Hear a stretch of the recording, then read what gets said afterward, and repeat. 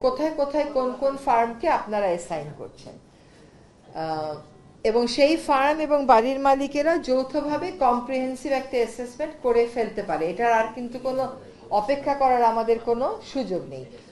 যে মধ্যমেয়াদে ইনস্টিটিউট হবে সেটা কবে হবে, ওটা মধ্যমেয়াদে হবে কেন, এটা তো আসলে এই মেয়াদেই কাজ শুরু করার দরকার। আরেকটা হচ্ছে যে আমরা একটা ডোবা, একটা পুকুর, এটার মধ্যে বিল্ডিং করলে কি এমন সমস্যা, এটাই তো আমাদের মানসিকতা। প্রায় সময় আমরা এই তর্ক করি যে মজা একটা পুকুর আছে, সুতরাং এটার মধ্যে একটা বিল্ডিং করে ফেলাও। আসলে ওইটা আমরা তো অ্যাসেস করার এবিলিটি আমাদের নেই। আমরা যতই বলি না কেন আমরা এই করেছি ওই করেছি, আমাদের আসলে সার্বক্ষণিক অ্যাসেসমেন্টের সুবিধা নেই। ফলে প্রথম কাজ আমাদের হচ্ছে যে মানুষকে আশ্বস্ত করা যে সরকার এটা নিয়ে আসলে কাজ করছে। কারণ আমরা এই মিটিং এর পরে কিন্তু মাননীয় প্রধান উপদেষ্টা মহোদয় নিজে কয়েকজন বিশেষজ্ঞকে ডেকেছেন, উনি শুনবেন।